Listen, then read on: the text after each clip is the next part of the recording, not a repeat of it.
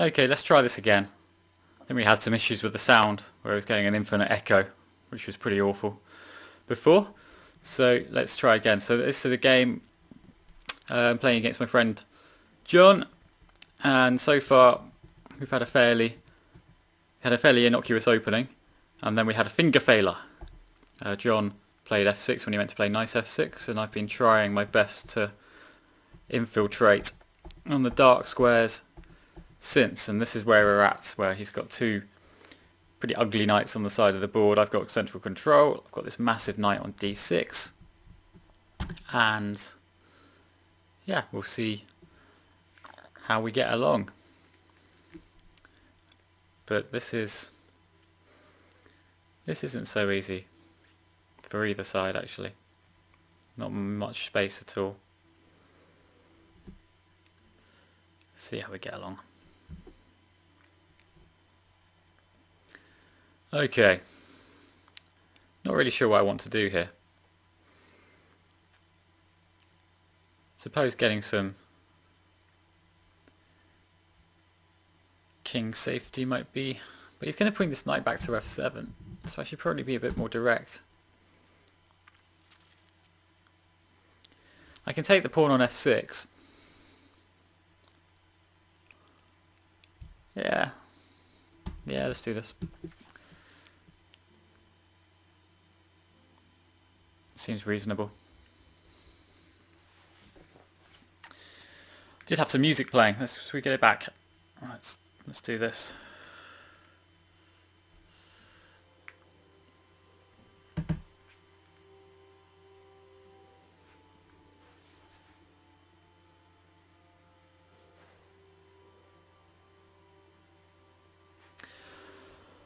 Okay.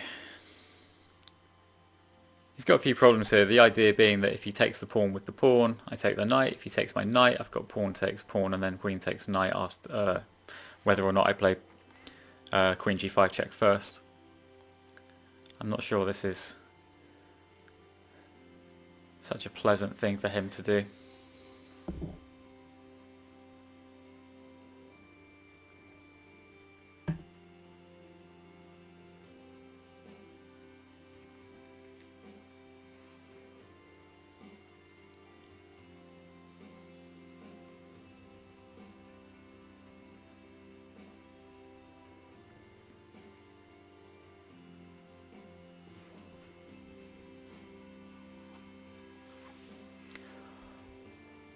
This is horrible for black, isn't it? The king's just going to be wide open now. I'm starting to munch up some pawns.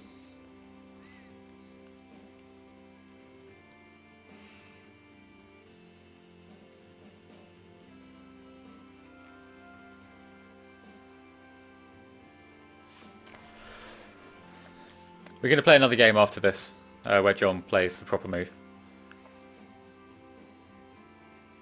Unclear whether that will improve his fortunes. I expect it will. John is a very decent player, as you can see, 21-20 on standard on here. Trying to get my rating up. I haven't played many standard play games, as you can see by the question mark next to my rating.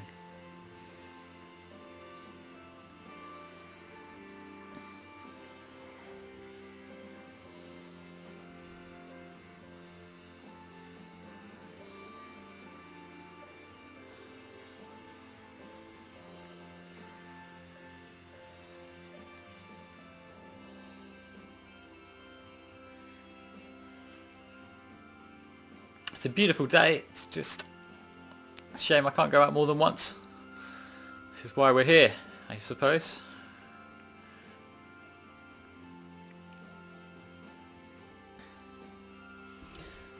Still very unclear why I'm not broadcasting on Lead Chess, but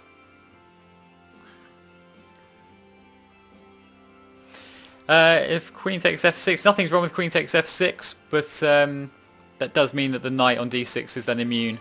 And I can probably just play knight e5, and I'm starting to really zone in on all of the light squares around the king. So if queen takes f6, yeah, knight e5 looks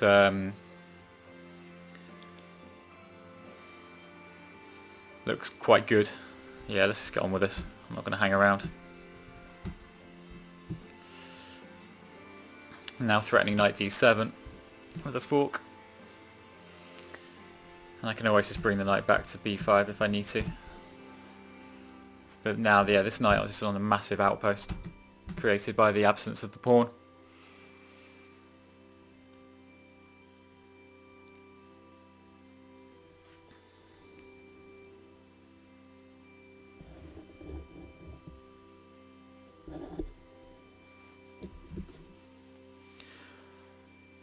But hey,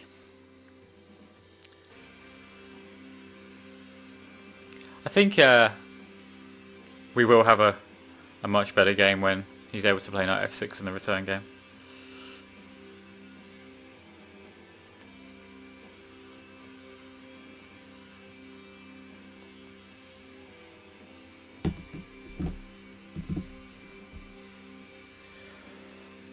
This is a big threat. And also I can just... My next plan is to maybe castle and then play f4, f5.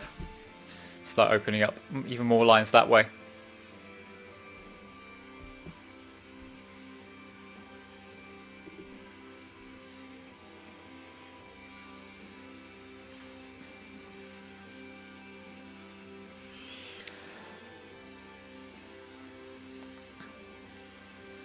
Got the dulcet tones of the band Mogwai in the background here, so I have to get out of the way there.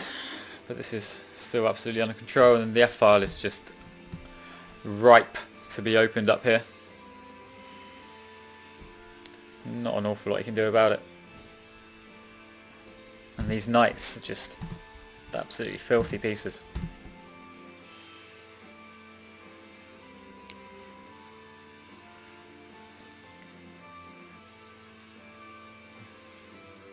This doesn't feel very fun. Look at this rook as well. The only way that rook's getting out is if he either moves the king back towards the centre or moves this pawn.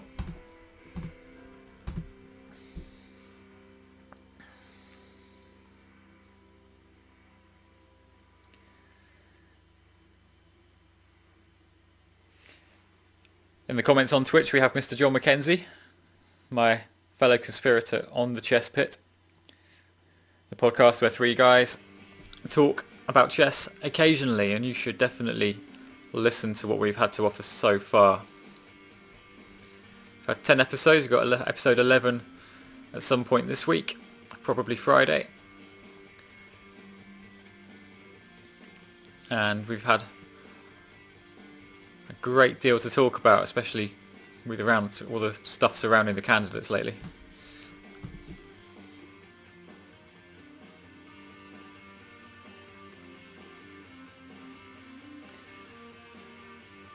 And if you have any suggestions of topics that you'd like us to talk about on the Chess Pit, you may give us an email at chesspitpod@gmail.com or get in touch with us on Twitter.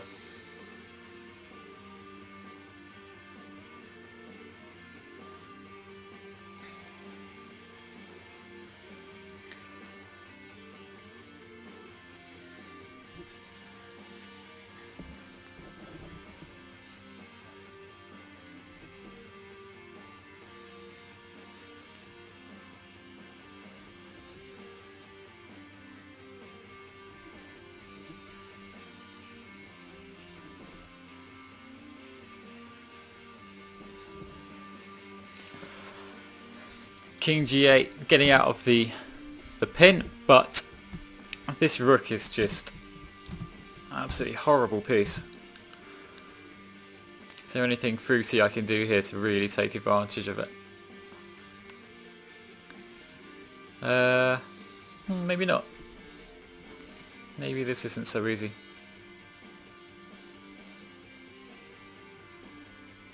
Yeah, but this knight's going to take a million years to get into the game. Let's just get our king, tuck our king away and try and open up the f-file like we talked about. I think this pawn might start going walkies fairly soon.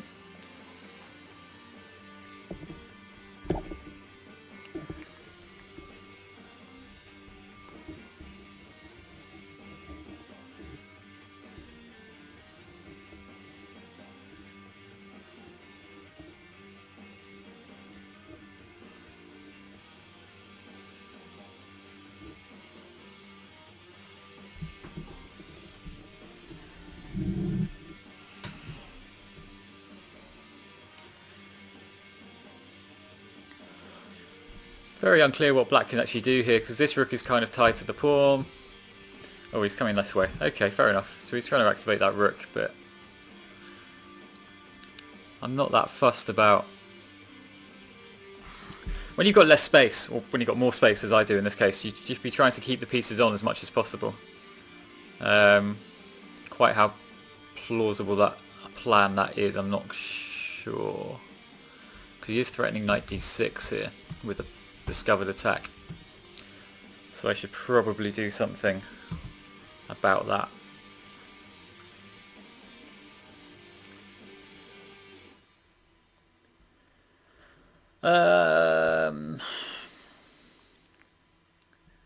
That's quite a big threat, actually.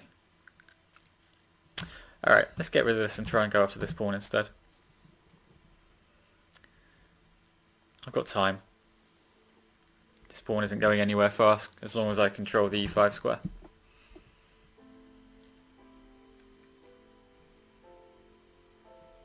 Absolutely not.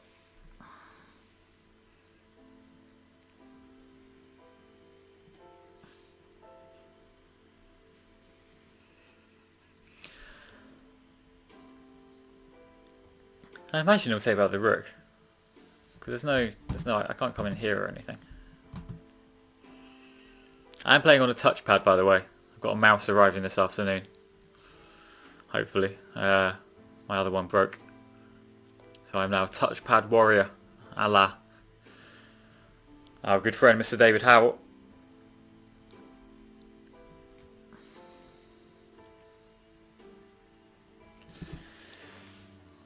This game isn't very exciting. I think that part of the issue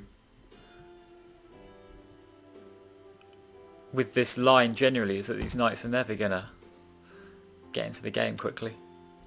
If I can just keep control of the dark squares, this knight has to go to a dark square next now that it's on a light square. It's not really going to help. Okay, let's just get out of the way, and then I can even throw this pawn up the board to a5 and start making hay with that rook as well. The fact that he's basically just a rook down here. This isn't very fun.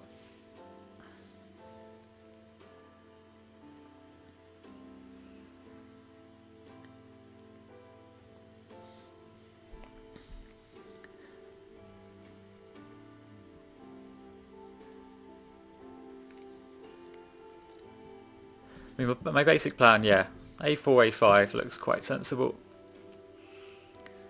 because this knight is also completely isolated and not a especially good piece. The only move you could play to defend it would be queen d7, and I can throw my knight into d6 like this. Okay, so he's trying to get his rook going by moving his king out to g7, but this just doesn't look very fun. Let's just get on with it, shall we? It's going to take far too many moves for that rook to come into the game, I think.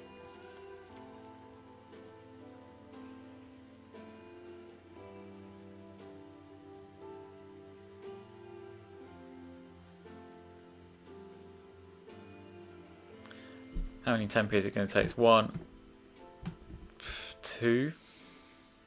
Maybe this rook could come to a8.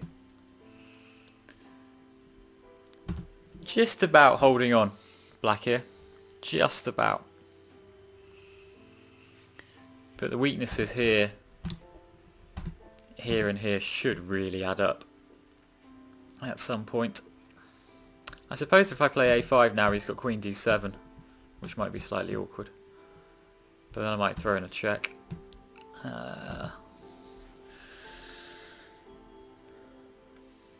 Throw in a check now.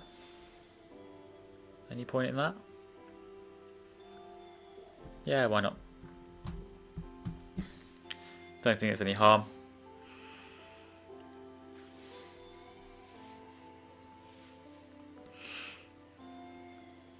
Trying to either discourage the king, encourage the king back to, well, probably have to be g8, wouldn't it? Blocking the rook. If it comes out to h6, then some kind of f4, rook f3, rook h3 mate would be on the cards.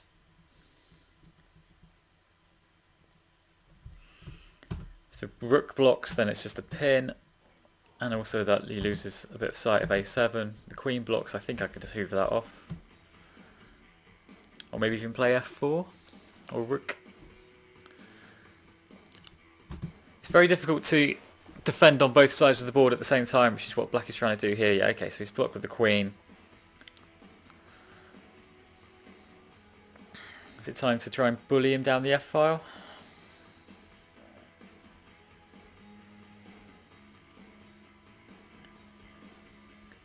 And try and go into a winning knight ending?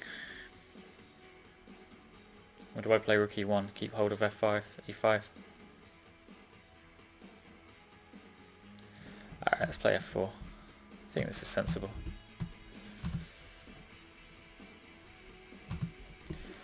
Just do a groovy little pre-move there.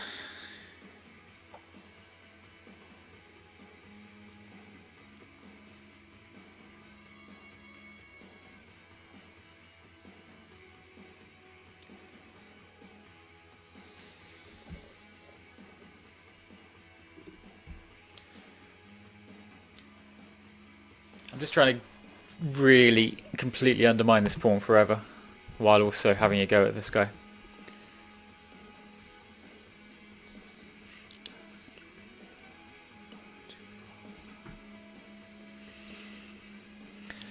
Title of this album, by the way, is Hardcore Will Never Die But You Will. Particularly relevant in these times, I imagine.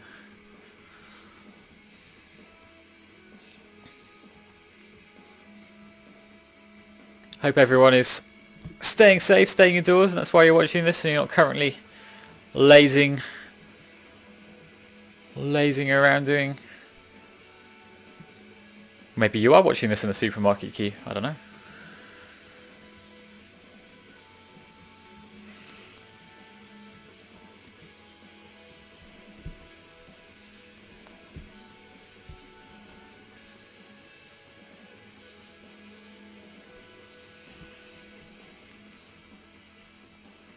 If you can get this kind of position in the French, where you just have big control of e5 plus little outposts to help you out, then you're going to be crushing. What happened here is that John just played finger failure f6 here, meant to play knight f6, and it just has fatally weakened this square. You do want to play f6 in the French occasionally, but you tend to wait until this pawn has gone to e5 in the first place, so that you're actually challenging something, whereas here I could just set up very keenly, and then I had this move knight b5, because the knight hasn't developed, so there's got this big threat of knight d6, and then we've pretty much just got here where I'm just keeping the bind I've got over e5 and trying to hold on elsewhere. Well, now I get a different outpost. Now I can get the... Well, okay, this is a choice. And either take with the knight, get that outpost and look at e6, or I can take with the pawn, but that would let him come in here with his knight. It's probably half a dozen. 6 of one and half a dozen of the other. Yeah, let's take the knight. Start really zoning in on the e6 pawn. I can still play a5 at my leisure, really. b4 may also be a good way of undermining that knight on a6.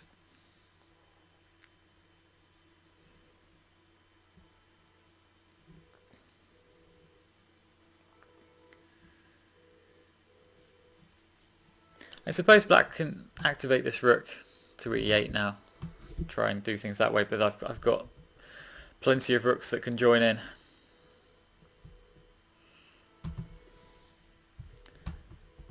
a5 or rook e1 would be quite good against that, I imagine. I'd rather not move this rook until the f5 is opened actually, because that gives me the option of just playing rook f1 if he takes it. After queen takes e5, pawn takes e5.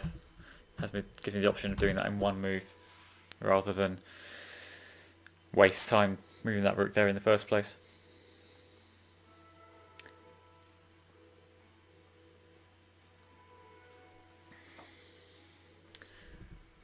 Okay.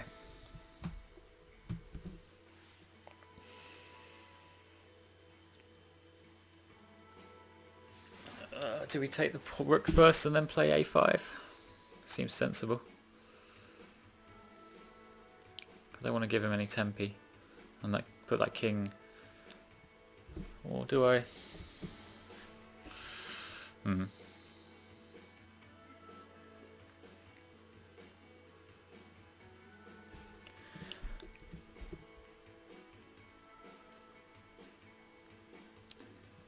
Yeah, say that first, and I think we'll play a5 after that.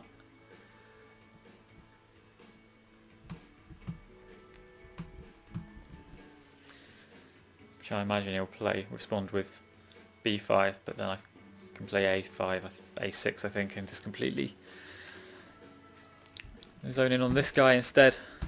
This knight is probably going to have to stay there for a long time, just to defend this pawn.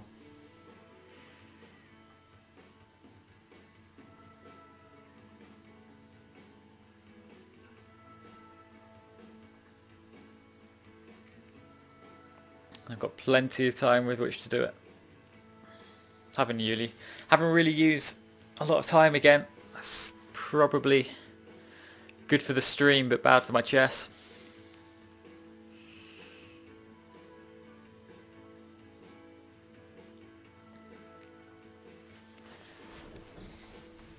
I'm not completely winning here, it's just been very comfy. Black has never been able to do anything he wants to do, which is never a bad thing to enforce. I've just got complete control with these guys, slicing Black's position in half.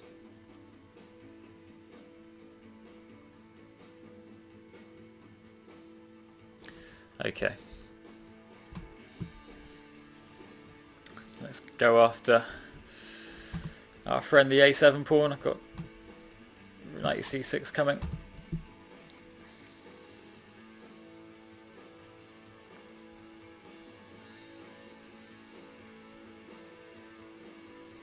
Need to be slightly careful to make sure that it doesn't get stuck there, but I think we're okay.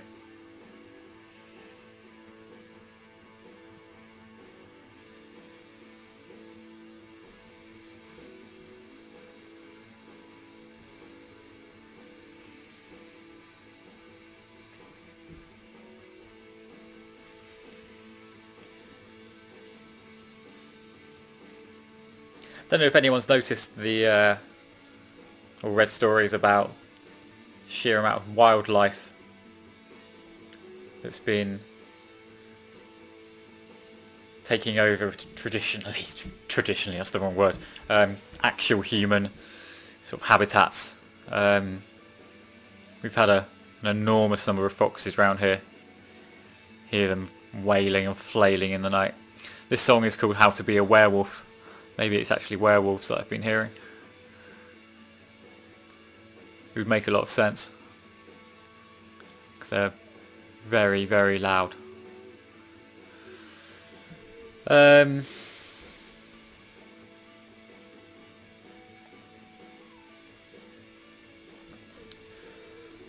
could discourage the king from coming back in by playing rook f1 first.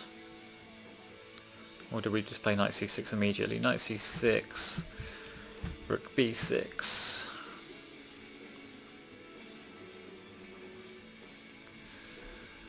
Knight takes a7. Maybe I don't win a pawn. Do I need to play b4 first? Just to fix everything. But then rook b6 wins a pawn for him. Okay, this isn't so easy.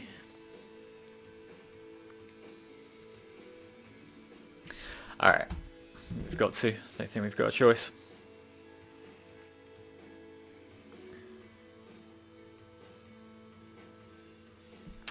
And now we do have a choice. We can either take the pawn or go knight b4.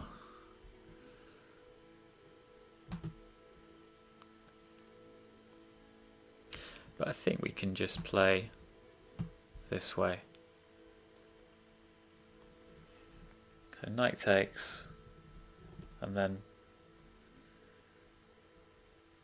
I can play knight c6 into d6, knight c8 into d6. That looks quite reasonable. Putting my knight on an even better square than it was on d4.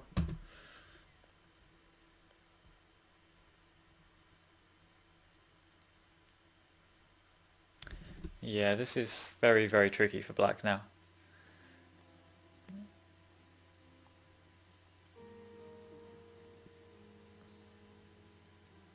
Yeah, because from d6 it's not even just a check, it's also looking at this pawn. I might be about to win a pawn.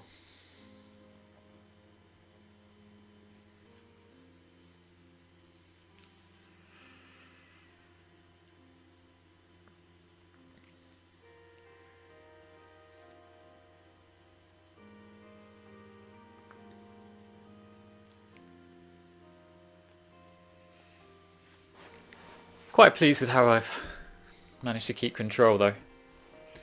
That's the temptation with when you mainly play blitz, is that you just sort of get a better position then rush into it and don't quite play optimally. I'm sure I've played far from optimally, but I appear to have at the very least kept a decent amount of control throughout this, which has been pleasing.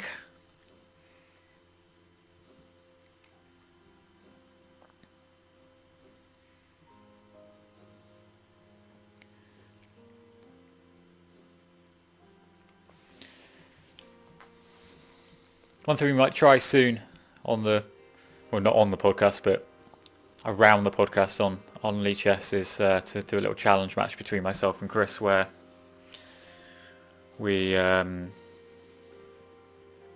a 100 games of 5 minutes, something like that,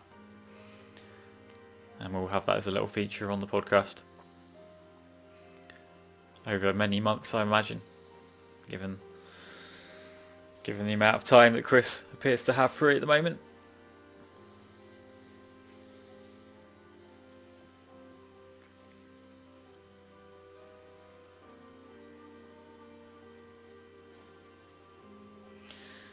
Okay, I think I've just got this move, and then we're in business. It's coming into d6.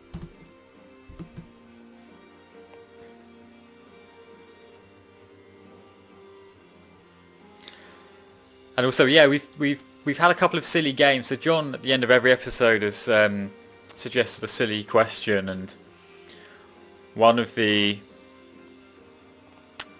silly questions was a game where pawns start on the first rank and can jump over pieces onto the third rank.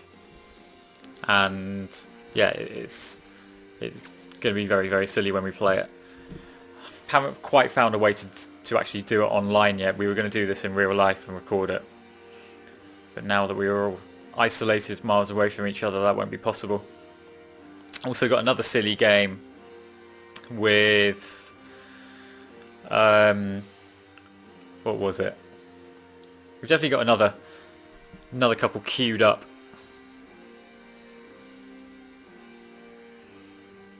Okay, so this knight's heading for d3, but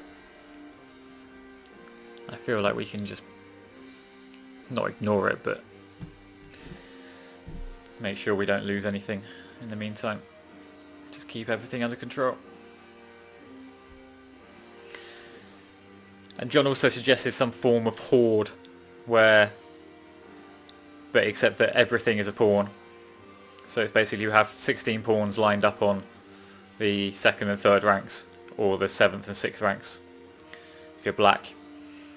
And then your king, you can sit your king wherever you want behind them at the beginning. So it's sort of like horde, but with the main difference that it's not. Should probably focus here because this is quite an important point. It's not so obvious how I save all of these pawns. I think we've got it reasonably under control though. I need to start bringing in my king, like so. Start bothering this knight.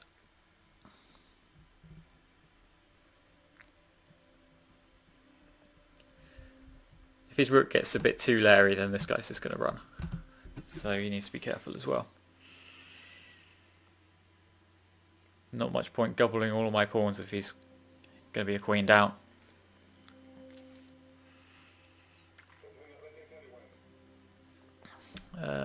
This seems fairly controlled. I really want to get my king into... Well... I don't know, this isn't so easy.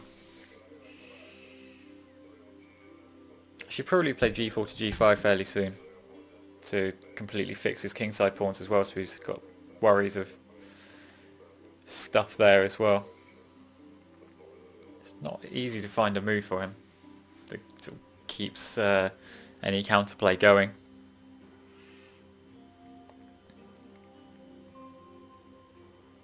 And he's fast running out of time.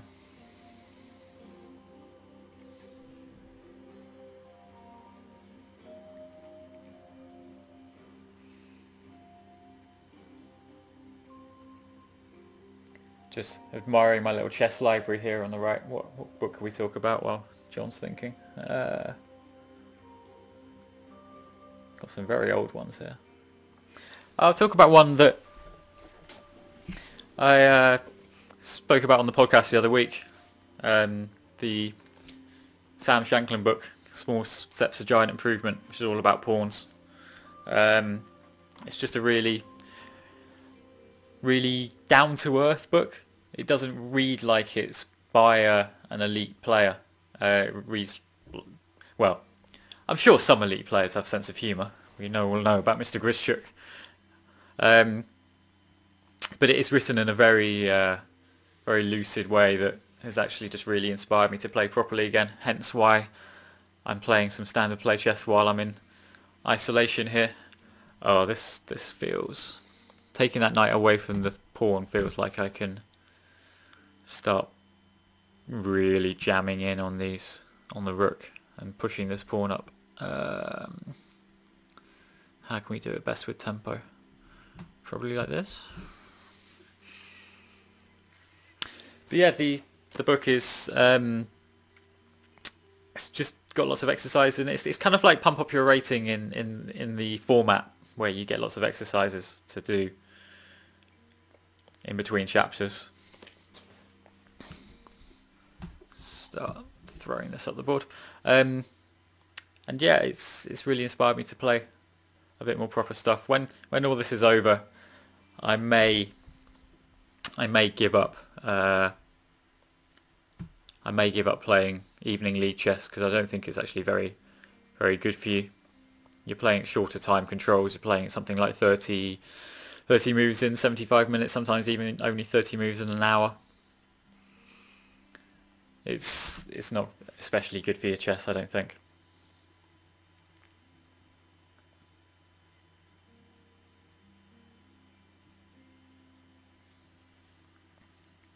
This is a big problem. He's got to move this rook back somewhere here, and then the e6 pawn drops because his knight's going to be too far away if he takes the rook.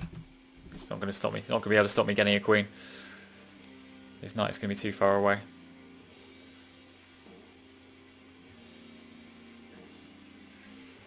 Yeah, this is getting very hazardous. What do we take it with? Well, b6 offers a threat, doesn't it? I suppose we just take this first.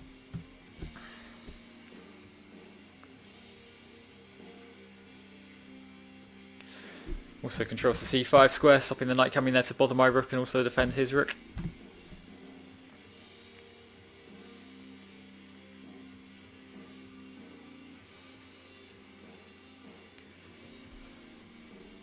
And then we've just got this fork. And he will resign, I imagine. Okay. So we're going to do this again. And this time... John is not going to play f6, I hope.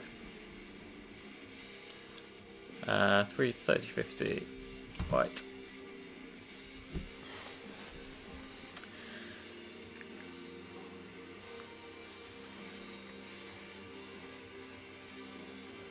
See how this goes instead. Okay, so I need to remember to play the same moves as before. I think I can do that.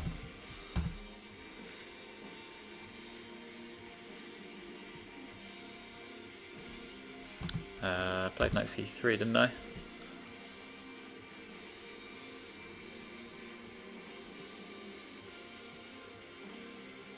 Did I play knight f3? I must have done, right?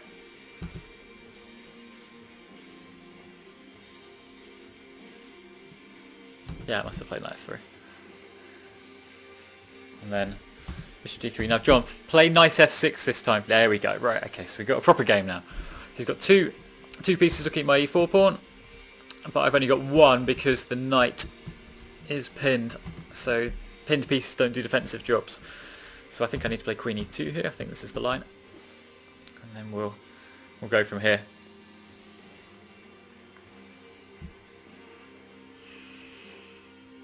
Okay. I don't really know this line. Where is it? e5.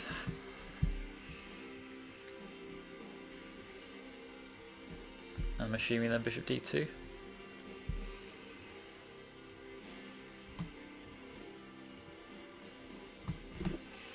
Okay. So this is going to be a completely different challenge. Where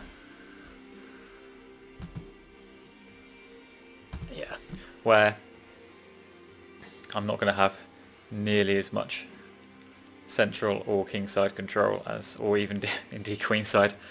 He didn't have much fun in this game as I did in the previous one. Were you supposed to take with the queen here to allow the bishop to escape back? Because I don't like the look of c5, or do we just play bishop's b5 check? What are you supposed to take back with her? Can't be the king, presumably.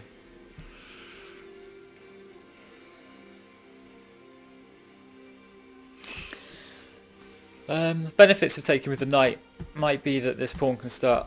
Oops, I can start coming up the board. Not entirely sure. I may wish to play c4 again myself.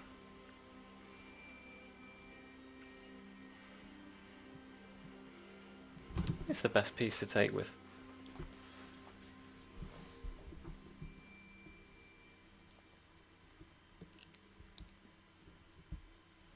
I don't know.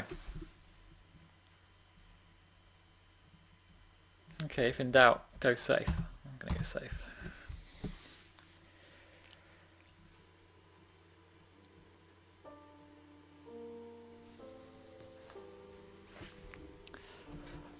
Okay, let's get a different album on.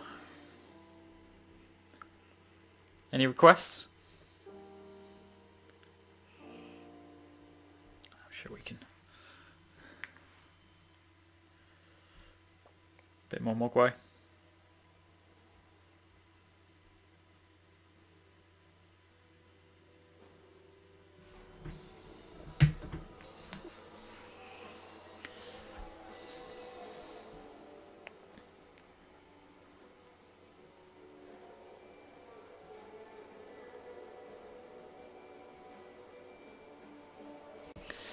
I'm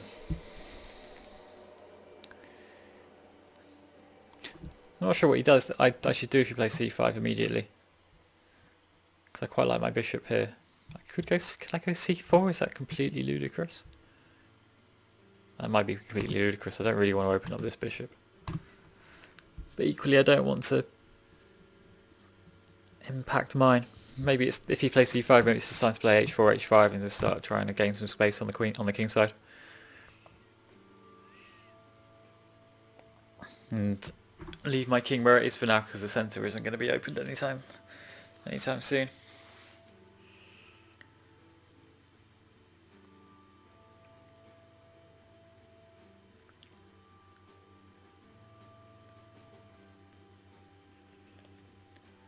I don't know. The thing is that black has so much more queenside space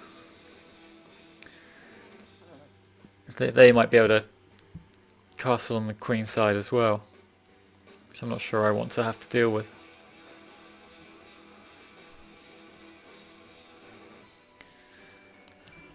I suppose we should just get on with it.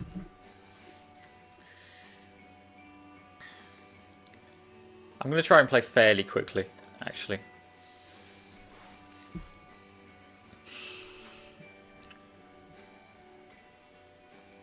And I'll leave the serious stuff for when I'm actually playing rated games rather than just games against my mates.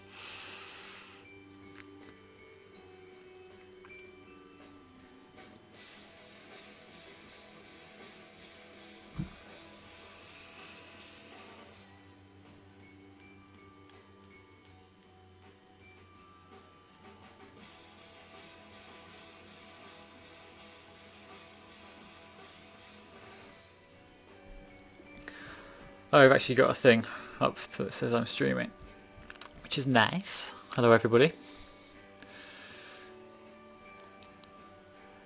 Yeah, so what you get is these little pawn chains, or in this case quite a meaty one, that should determine the directionality of the play. So here I really should be playing down towards the king side. These pieces that sort of sit within the pawn chain and go along with it. So that's the idea of this move, h4, just to try and start. Oh, he's castled right into me. Okay, this could be fireworks. Let's... This bishop takes h7 even... It's not playable yet, but it's not far off, is it?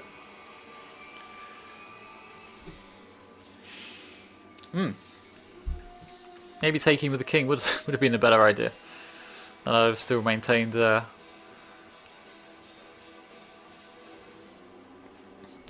this has got to be played.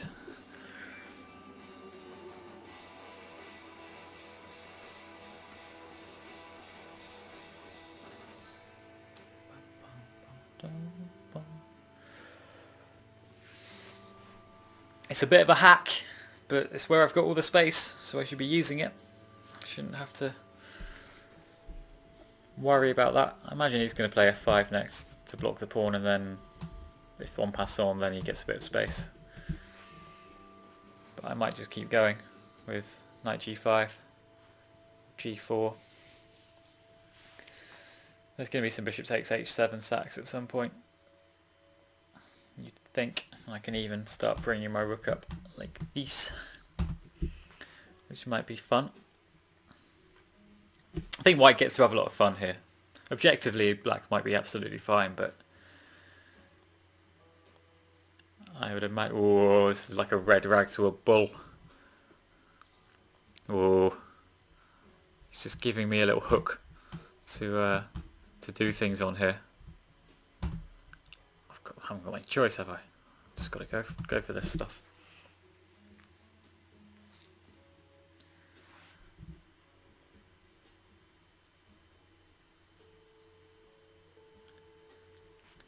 Yeah, this pawn is going to come here and start to really zone in on the kingside files, whereas these pieces are all a bit redundant in the corner. They're not going to be able to help much on the kingside. This might be the time to play c4 just to get my bishop off this diagonal. I'd have to drop it back to e2, but it could come back into the game later, I'm sure.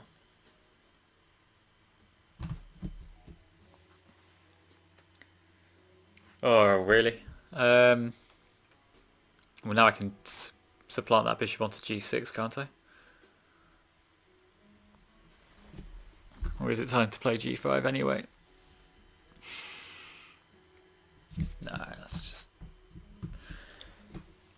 This isn't where you should be spending a lot of time. This is the kind of position where if you just play sensibly there aren't outright tactics yet. There will be soon. That's when to think. But the principle here is to just jam everything into the queen side and hope something pays off later. Wouldn't be a very practical use of my time to have spent it on thinking about g5 there, or any other move for that matter.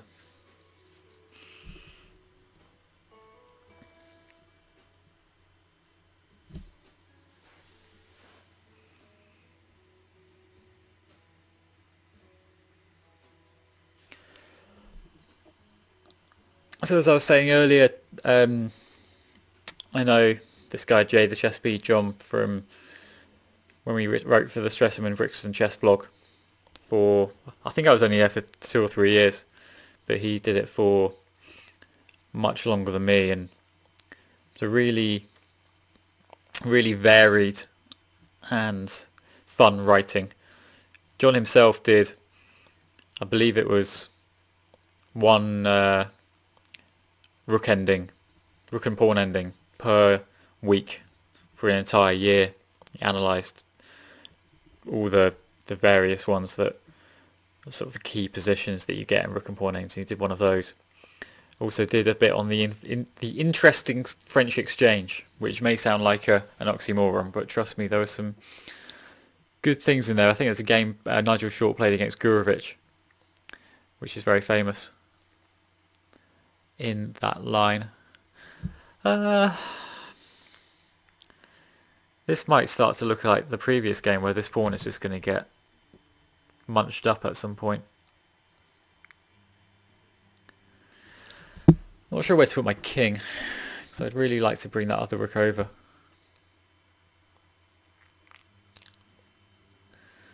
Maybe I've misplayed this. Maybe this just has no real merit.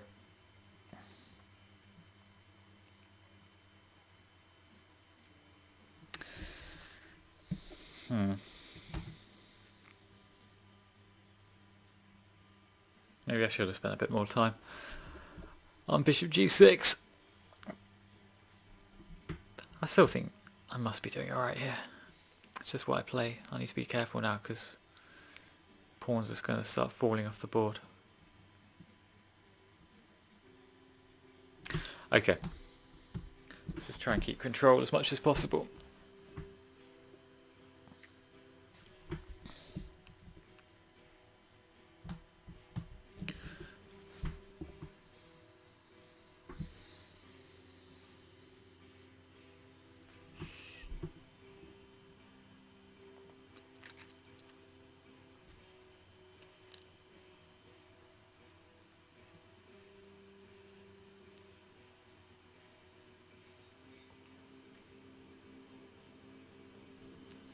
So what I'm trying to do with Queen E3 is just make sure that I can keep something on E5, because I've now got 1, 2, 3 pieces looking at it.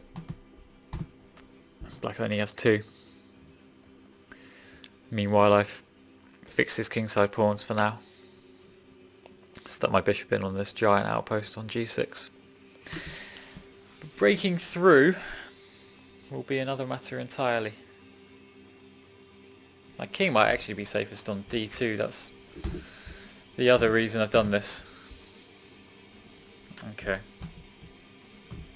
I can't let this pawn drop, because otherwise this bishop is just going to be able to do monstrous things down that file.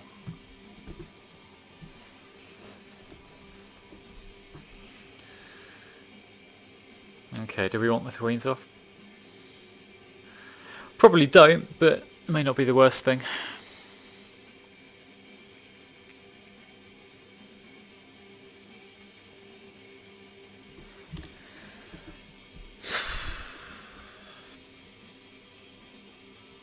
Maybe I've misplayed this.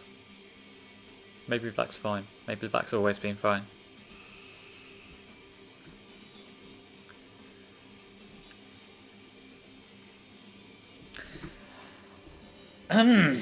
This isn't good.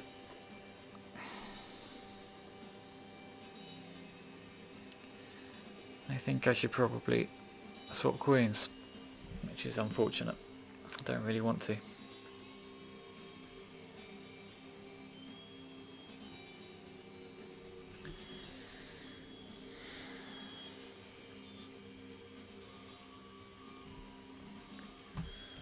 Okay, let's do it.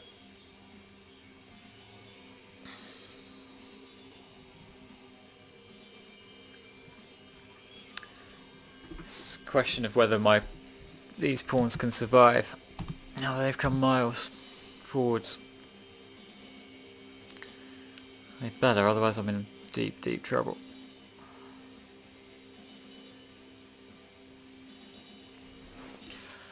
Ah, I've misplayed this, haven't I?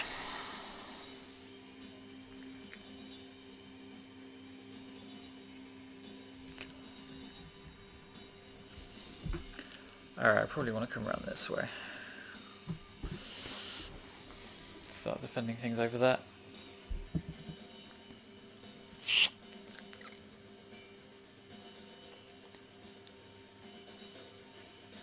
Everything's just about holding together at the moment.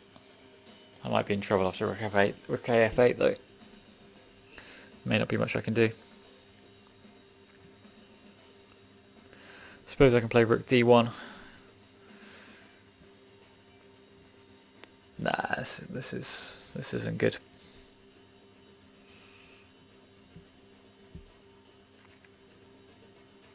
So where did I go wrong? Maybe bishop g6 was just nonsense.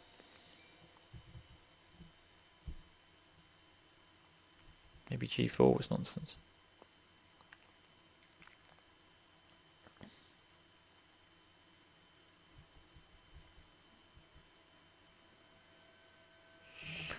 Maybe not. Bishop takes h7, did that work? I don't think it did. Now in a bit of trouble. Possibly a lot of trouble. I think black can just dump his rook on one of these squares when the other rook comes across to back it up.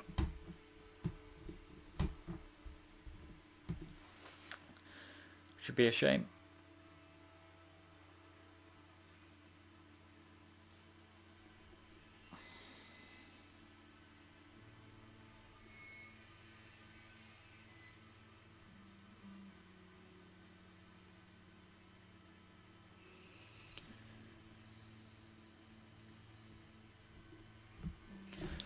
Who knows? He's taking that first, is he? Okay. Oh, he's coming after this one as well.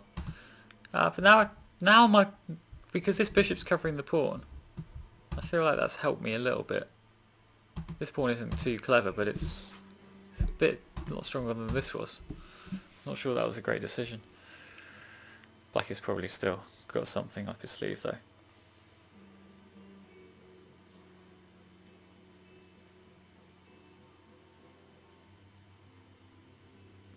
I feel like that helped me a bit.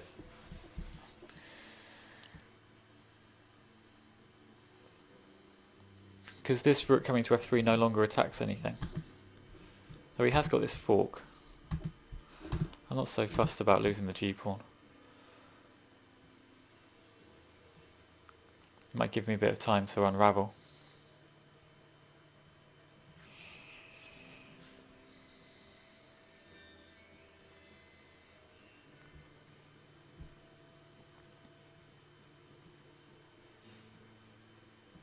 Who knows? One good thing is that his king can't become active because my bishop is just completely restricting it.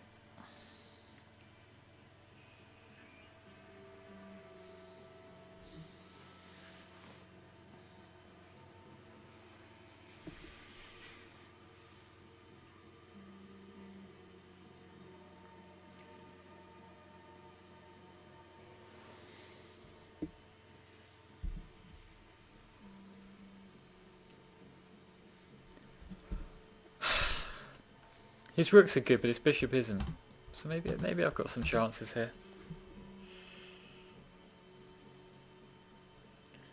Another question is where I want my king.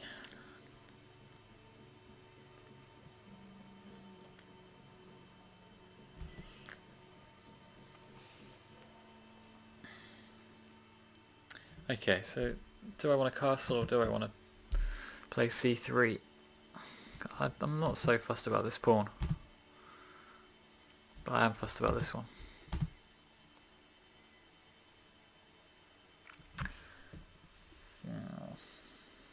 Pawn is already defended. I don't want to undefend it necessarily, do I?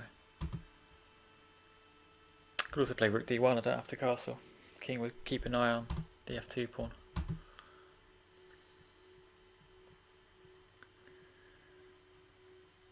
No, I think this is more sensible. That's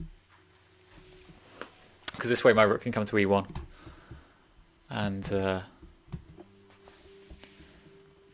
do things over here. Opening up the g file by taking this pawn may be dangerous for black as well. Who knows?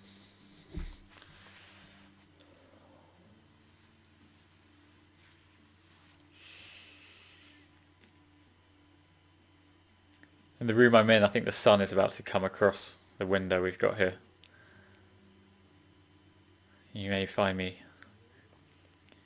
sheltering for cover fairly soon.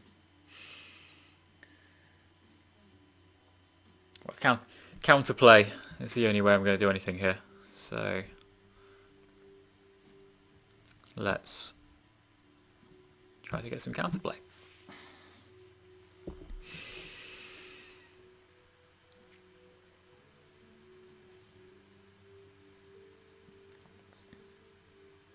As long as I can get some pieces, my piece is actually moving.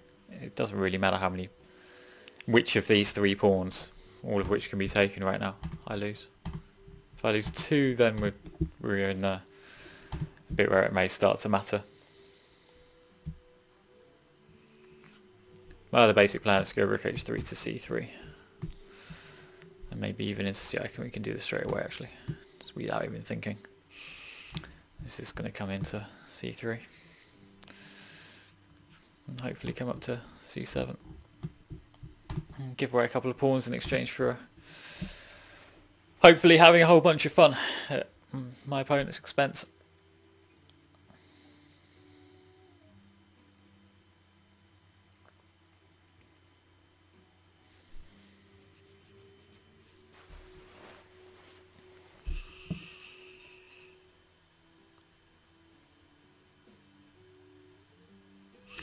Yeah, okay, so let's start doing things on the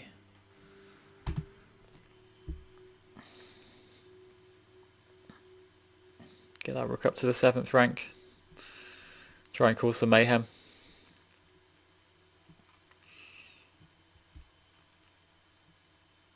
Black's got to be careful here. Black is of course winning. It's already one pawn up, it's going to be two, it could possibly even be 3 pawns. But I have pieces too, and his king is not the safest.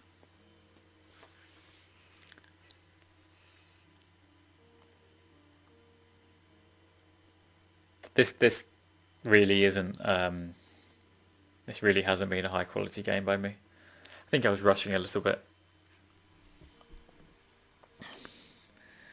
Forgetting that I had loads and loads of time. Which is why doing these streams will be good for me, because it does not do to play bad chess when you are broadcasting to, I'm not sure how many people now, probably not that many, but in theory the entire world get to see how badly you're playing. Never a treat.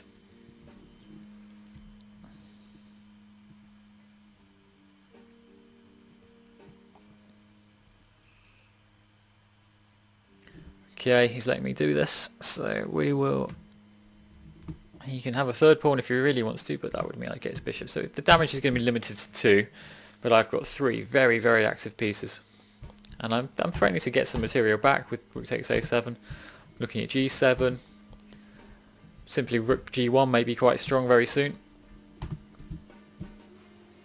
All of these things might start to happen.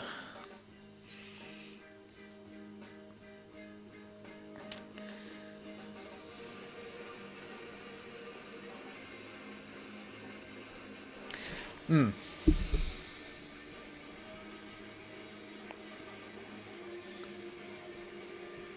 Yeah, why not? In for a penny.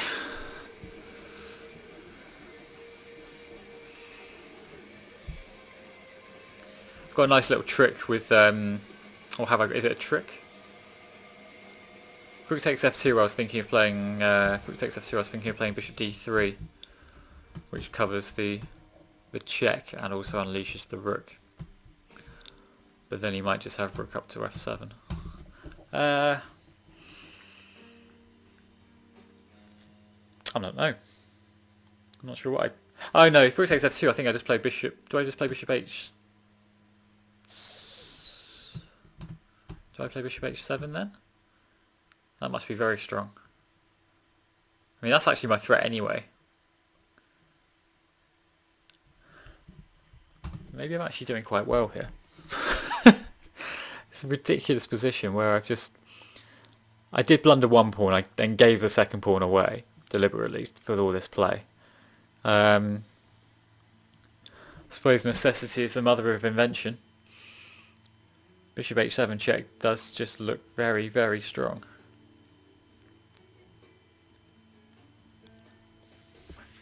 I mean, I suppose this is the compensation you're always going to get when you manage to jam a bishop in here so early in the game. It's going to be very hard, especially with the queens off, to defend the pawn in front of it. This is why this structure you've got here with the bishop and the pawn is always very strong, because black can never defend it laterally, like so. These squares are off limits, and the pawn itself obviously can't move out of the way of any danger. And the king traditionally would want to be moving into squares like d6 and when the queens come off, but I've now cut off the king entirely. This is... I don't think I'm winning, but what does black play? This bishop is complete garbage. Black would love to be able to play rooks to c8 right now, with the bishop still on a6, to start coming down this way and give the king some air on f8.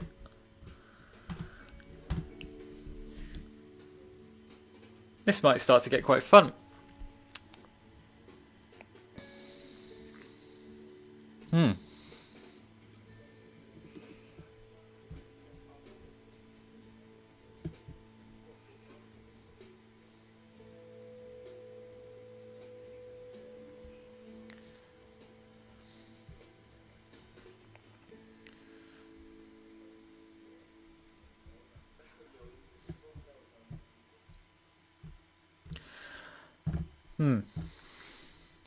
I think he's having a big panic, realising that bishop h7 check is extremely hard to meet. The idea being, if you take it, then I get mate with the rooks along the 7th, coming in, like so. If you play king h8, then I can take the pawn anyway with this rook, and then move the bishop out of the way and do the same kind of thing.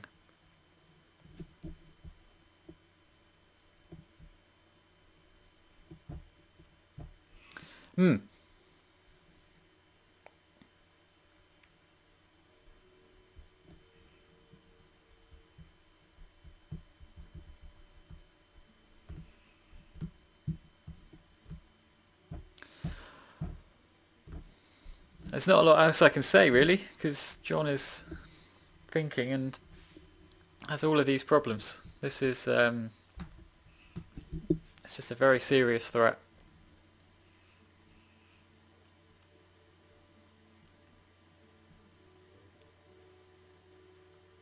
That bishop just stops the rook coming to here. He may actually have to play rook f7 and...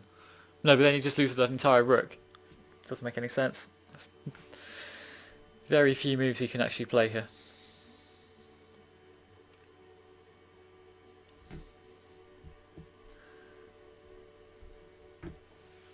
I can't believe I'm winning. I imagine the best line would be that I have a perpetual or he has a perpetual. but these rooks are kind of in each other's way actually. Sometimes it's not good to have a battery. You want to be controlling more squares, and these rooks are just controlling the other squares. Same with knights. When you have knights looking at each other, and they're kind of reliant on each other for defense, you'd much rather have them on different colours so that they can complement each other, jump in and out. I suppose knights are looking at each other are on different colours. What I mean is that they're just on in different areas of the board.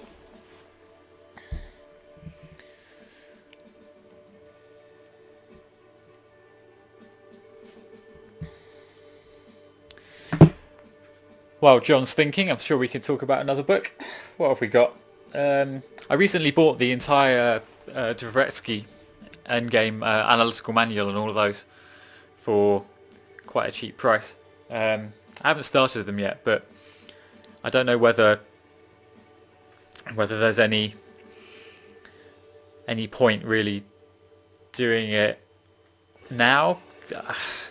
This kind of time is, I suppose it's the time to improve, but I think I should probably also be, because what I used to do was use my commute to read chess books, and now that I don't have that, I feel like I should actually be using the time like I have to, it sounds bad, but do other things than reading, especially chess books, because I can do this kind of thing instead. I think it's just better practice. It's not much point playing when you're on the train, especially on your phone. You're just going to make lots of mistakes and go through tunnels and things. But the Dvoretsky manuals can wait, I am sure. What else have we got here? Oh, this is a fun one. So actually, you can see where my rabbit has managed to find it and chew it, which is a shame. But so Don of the King, yeah, it's just about it's a compilation of his columns, newspaper columns and magazine columns in the Netherlands and beyond. And he's just a very acerbic character. Reminds me a bit of Edward Winter, the historian, the way he writes. Just no one is safe, essentially. Anyone who offends him or just shows a bit of a lack of class is likely to get roasted by Mr. Donner. So another nice little recommendation there. Come on, John. What can he play though? There aren't many moves.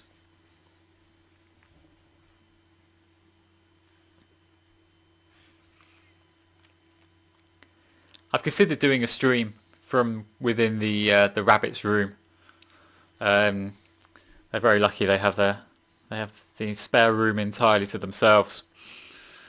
I've considered doing a stream from in there and having them coming and doing stuff. Right. Okay. Let's bishop h7.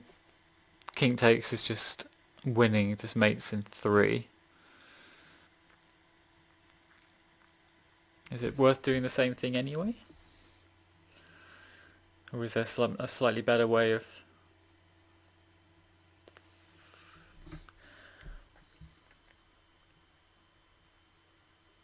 I've got to do this, right?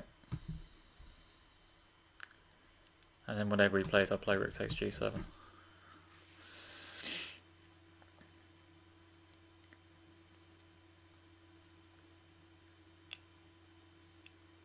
Okay, so is he trying to bail out for a perpetual? Do I have to let him bail out for a perpetual? Or can I play bishop g6 here? Bishop g6 and get the pawn in to defend all of those squares instead.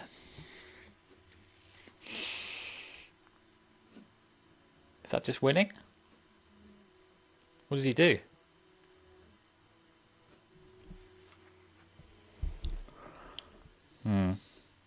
Let's look at this. So bishop g6.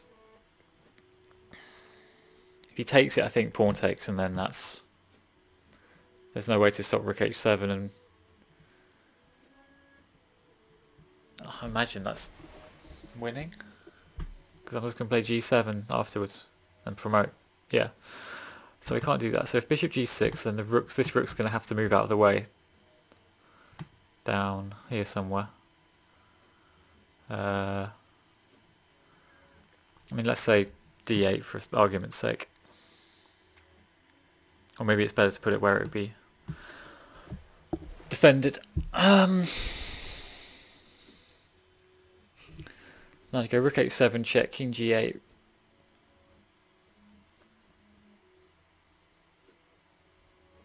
Ah, but now the rook's blocking... The bishop's now blocking this rook's defensive f7 as well. So that should be that, I think.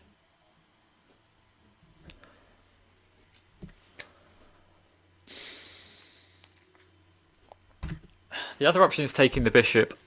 He takes with this rook.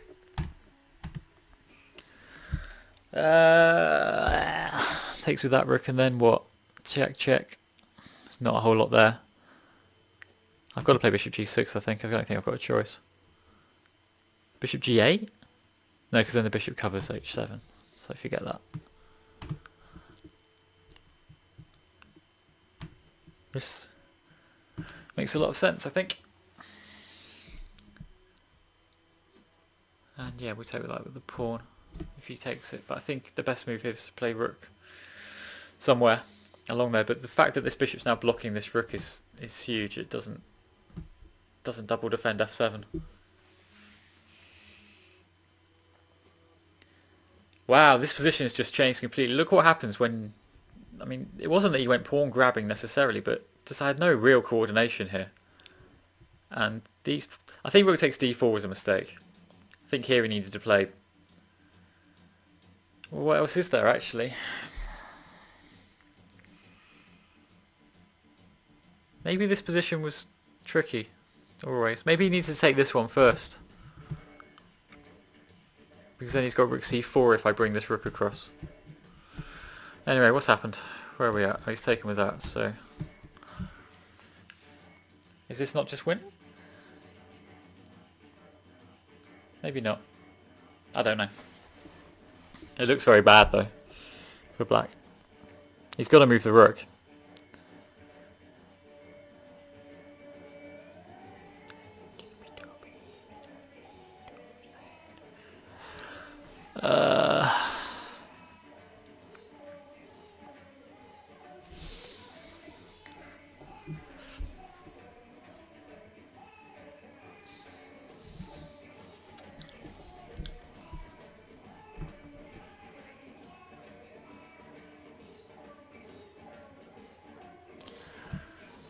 What's the best way to play this?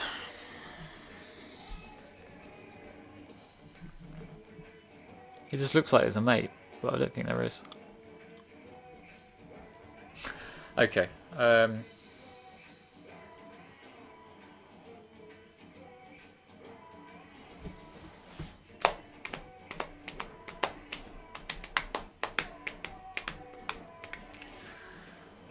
These pawns are very vulnerable. He may just end up with me taking both of these and we go into a weird double rook ending.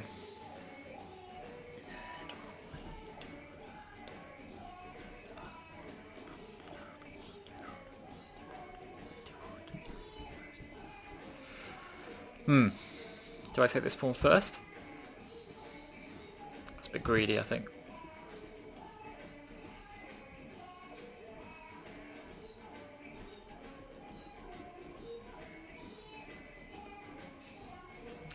Alright, let's just do some checks and see what happens.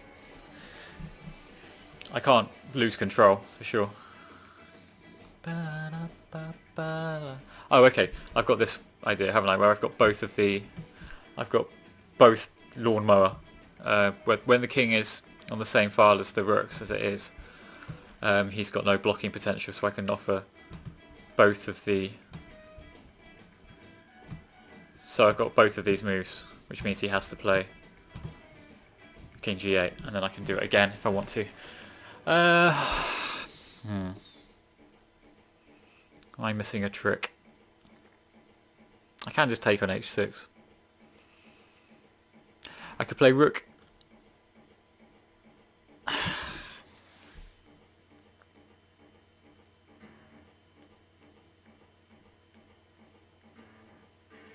Oh, if I got this looks nice actually. Hold on. Have I got...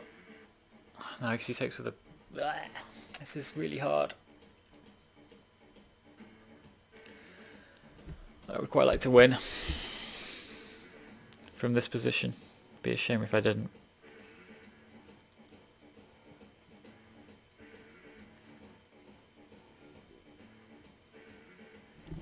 Oh, can I threaten mate and then I've got G7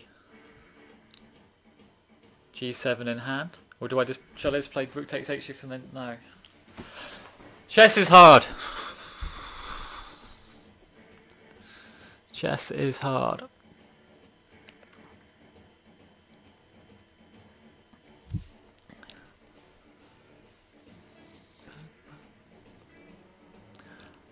I want to threaten something. Be nice if I knew what I wanted to threaten. I thought I just saw a line that looked quite good.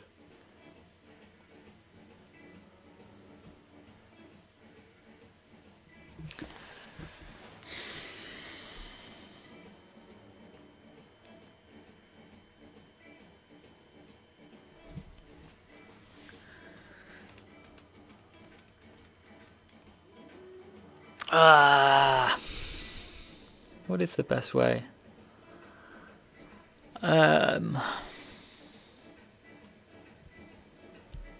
Oh, have I just got... No, I haven't. This is really tough. I was thinking of like playing rook somewhere. But then rook takes pawn. And he's got this rook to block with for any lawnmower stuff.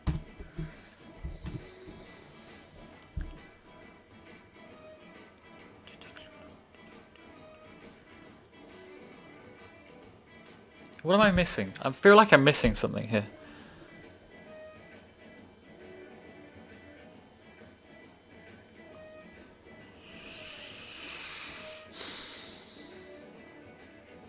I'm definitely missing something, I reckon.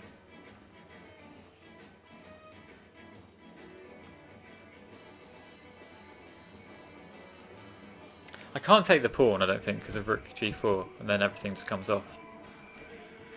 Which may not be the worst thing, but...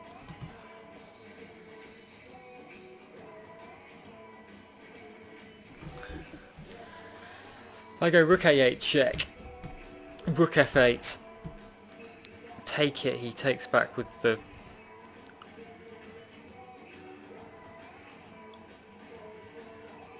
rook.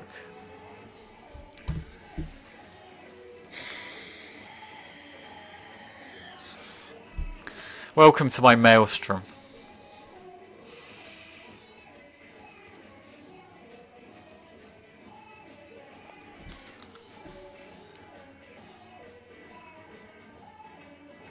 Is there anything I can do in the meantime that's any good? Can't play g8, g7.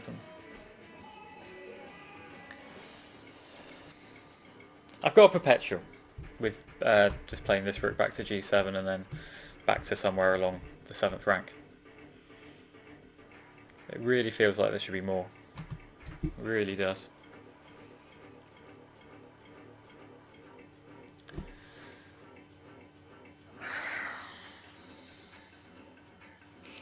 Now the problem with the line, if I push the pawn with the rook here, is that he just plays rook f7.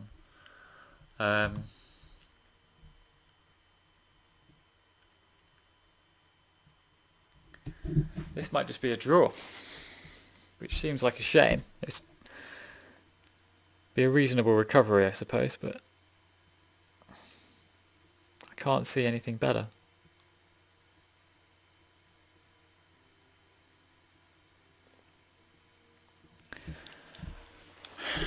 Am I winning the rook and pawn ending if the rooks come off? Now that we've got equal material.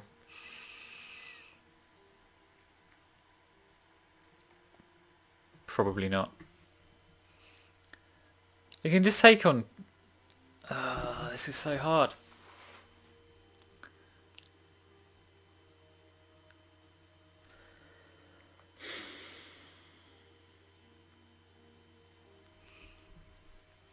This is... What's going to happen here is I'm going to take the perpetual and then find that I was actually winning, I imagine. This passed pawn is annoying me. I can't just hoover off everything.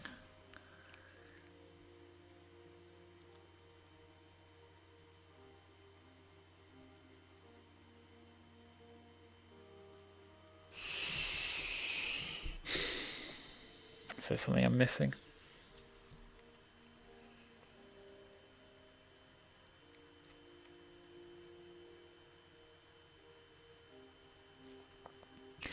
If I play rook a8, rook f8, so that takes his eye off this pawn.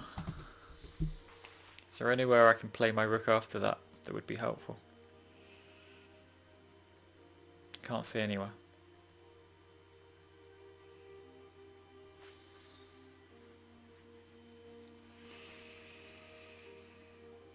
Let's have another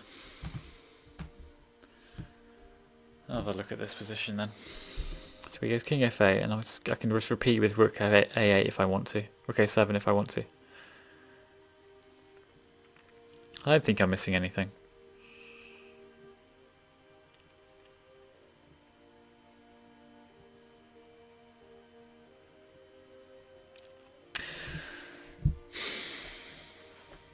Does it make any difference? Ooh!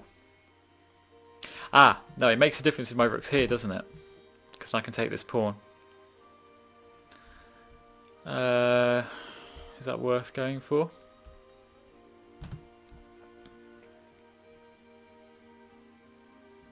Let's try it, and then we can take the pawn if we need to, after rook b8.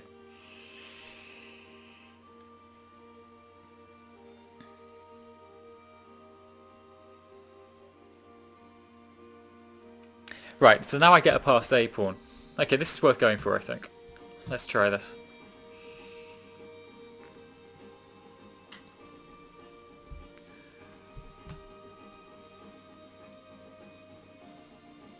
Yeah, this is worth a look.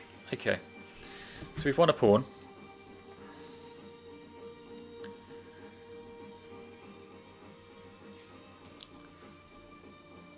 Well, we haven't won a pawn. I can take on h6 if I want to now. That might be quite strong. Or... can I just mop up these pawns with some kind of... we just keep going round in circles until all of these have disappeared?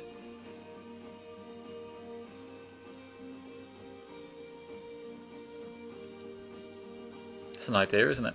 Should we try it? Ah, but maybe he can move the rook along the 8th rank now.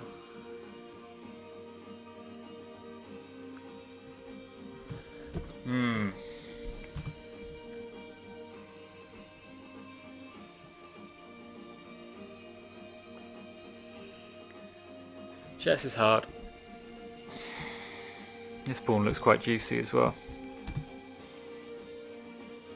I mean, I've got a perpetual if I want it still, so we'll just keep going, see how long we can make this work.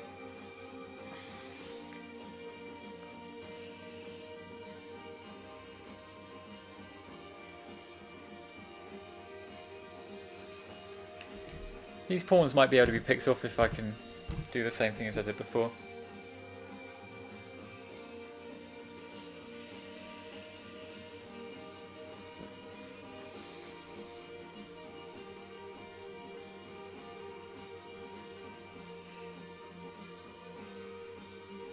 The sun is coming into play as well. I imagine I can...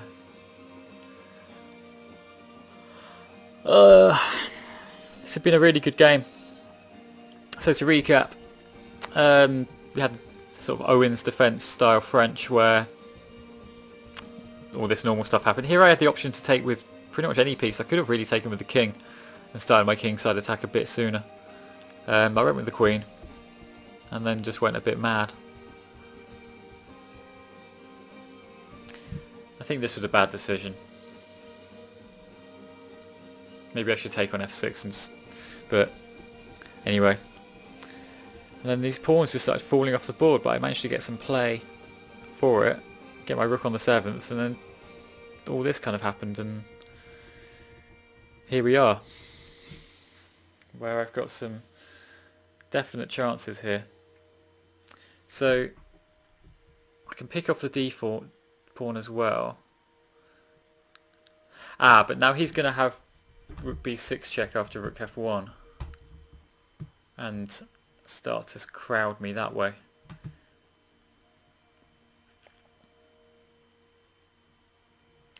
Maybe it's time for a perpetual. Maybe this is the moment. I don't know. If I could keep, or maybe I could keep control of the b file. I can go a pawn up here with rook h8, rook takes h6, but that loses a bit of control. This pawn I'm quite worried about as well. Go away. Okay.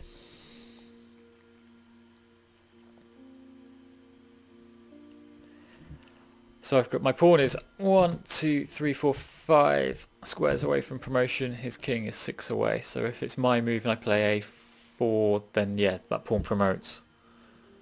My king is close enough to the h pawn to stop it promoting. So if all the rooks came off, that wouldn't be the worst thing.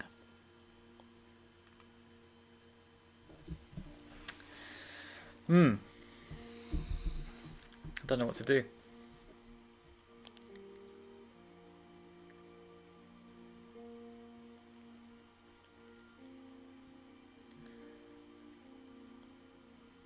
Okay, let's actually do something serious, because otherwise I'm not going to make any decision. I imagine this is just a complete draw now, but there might be some bits with this pawn starting to come into play.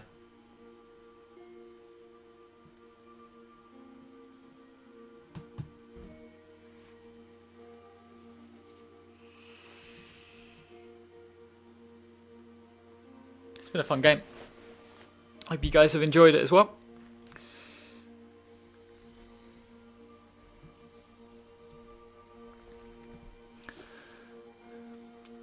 Double rook endings are it's much more likely that you win them if you're a pawn ahead, because you've got sufficient firepower just with the pieces to make things happen, whereas rook and pawn endings, if one rook gets stuck, then that can be it. Oh, I'd missed that. Maybe we're just getting perpetual the other way then.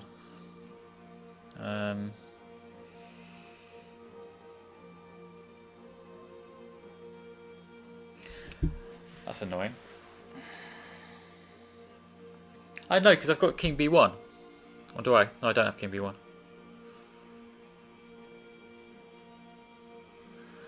Oh, this is very annoying. Okay, fair enough. Maybe this is just a draw.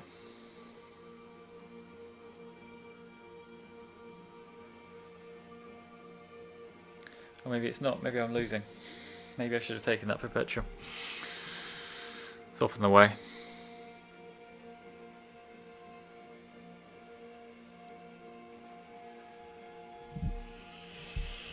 Maybe I'm now actually in big trouble. No, but I've got rook h1, which covers everything. And I think this should just be a draw now. Yeah, okay. We're not losing. We're not in great shape, but we're not losing.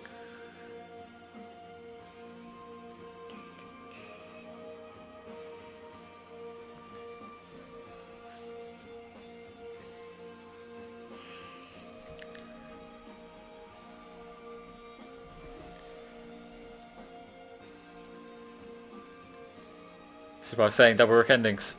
You've got enough firepower by yourself to make things happen. These pawns are quite strong. I should have probably bailed out.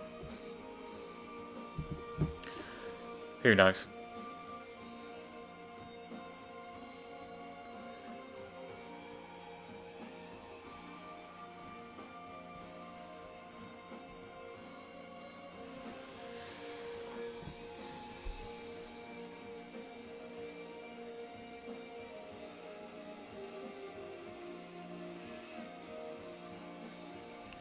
This is probably drawn.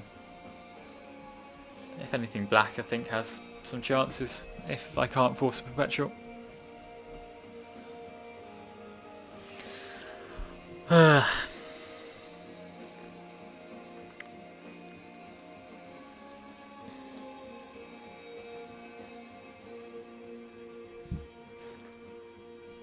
The idea being here that I've got control of the first rank and of the B file, so that I should be able to stop most of the checks. Hopefully I can hang on to at least one of my pawns, otherwise that might be slightly embarrassing. I am threatening G7 here as well, which is handy. Handy move to have. I think you might have to take that pawn, after which I can probably just keep checking him forever.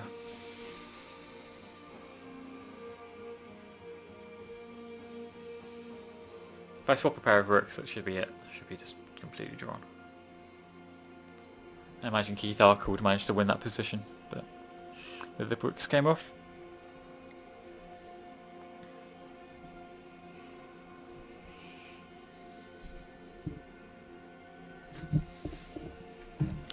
Should we get some less foreboding music on?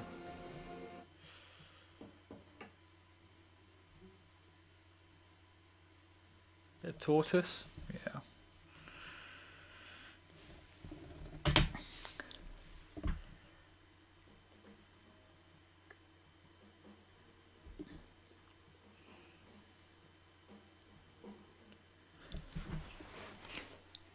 Okay, so we can...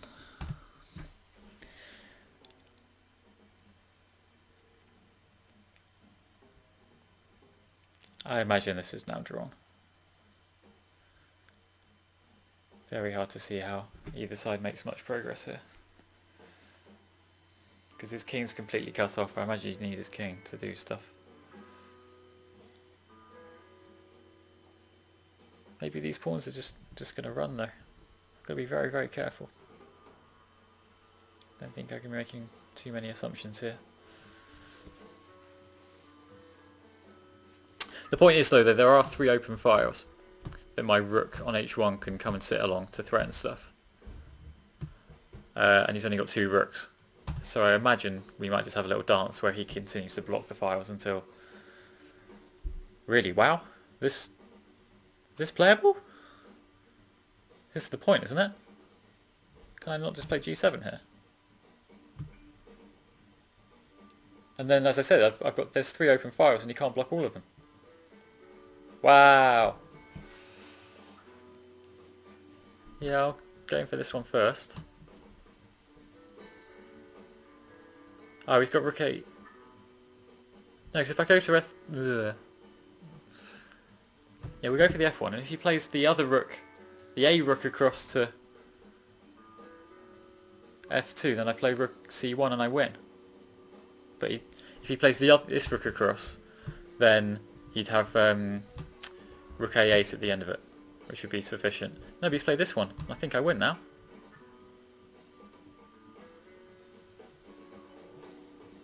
This just wins. I think. Or has he got king h7? Oh my god, what a game this has been.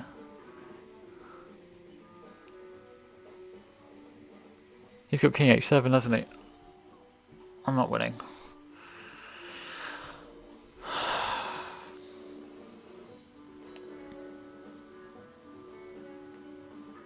Maybe I'm losing. I know, because if king h7 I've got rook g1, and I think we just do a little dance again. No, because then he's threatening. Ugh. This is tricky. Never make any assumptions. I've made too many assumptions. Rook f7? Is that also good enough? That might also be good enough, mightn't it?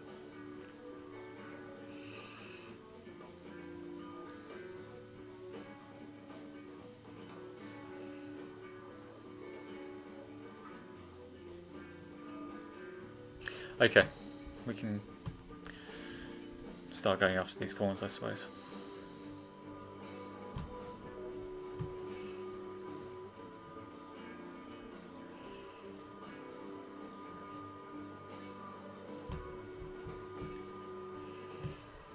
we might get a situation where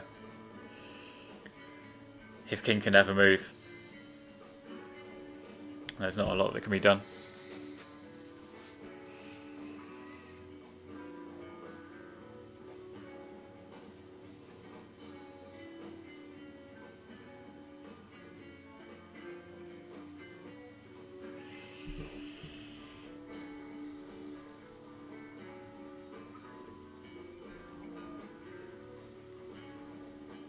Yeah, because the king can never move, I imagine we might just get down to bare rooks here, or some kind of perpetual, where my king comes and bothers his rook if he plays rook e2.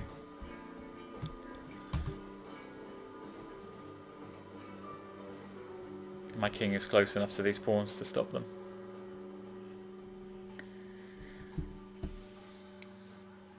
It's been a lot to talk about in this game. An awful lot to talk about.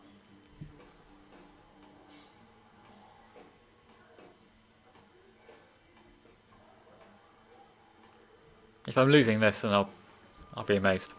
But I've already claimed I was winning at least 3 times, so.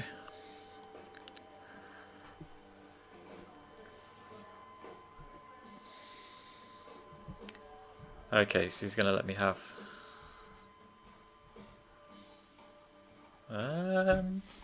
Maybe this isn't so easy.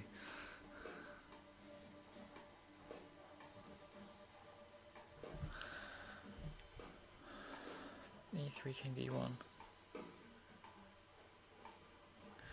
Wow.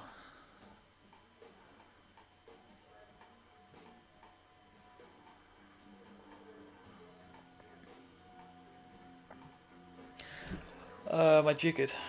No, can I get round the back? D1. If I take this and then go round the back. That should be sufficient. You'd hope. His king's just too far away.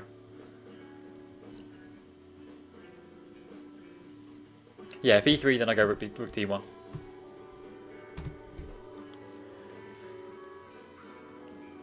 Yeah, I think we're going to end up with rook v rook or maybe even bare kings.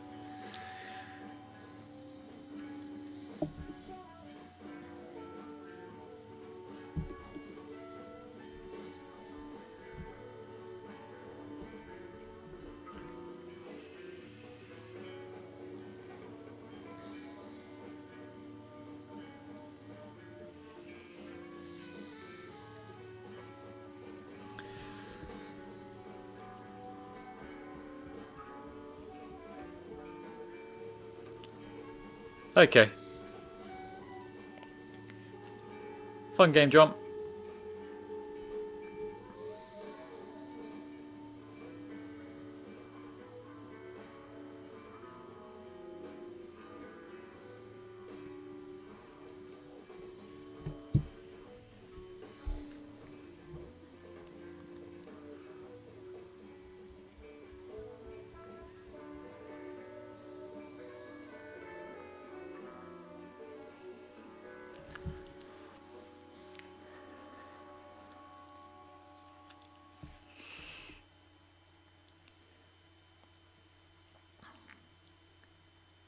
This looks okay. I don't think there's any other tricks. This is what I am sure John is looking for. Okay, well now I can... Yeah, I just need to fix the pawn and then cut the king off. I can't let the king...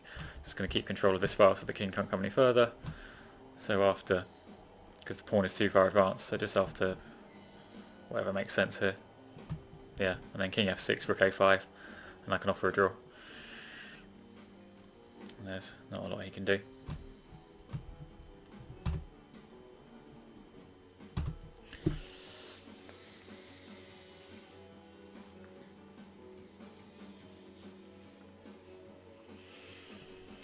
Oh, he's declined the draw.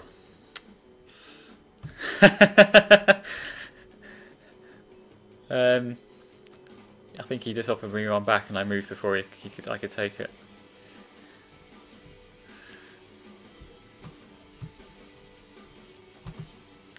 And now we can't offer each other a draw for a couple of moves.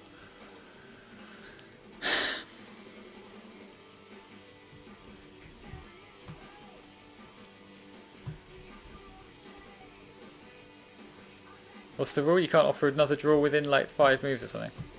Oh, come on. Let me out.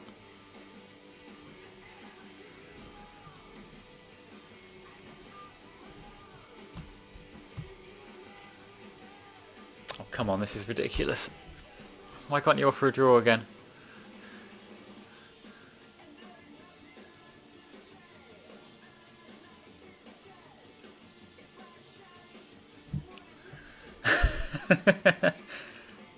This is ridiculous. Look at this on the left. White offers explore, black offers draw declines. Come on. Let's go to G3. I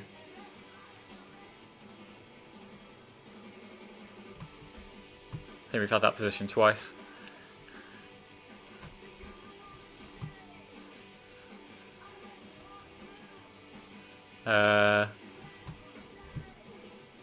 We're getting close to the repetition. Rook B3. Lovely. Okay. Thank you, John. Thank you, everybody else. Thank you, other John in the chat, for keeping me sane during this. And I'm sure I will do this again soon. Okay. Cheers, guys.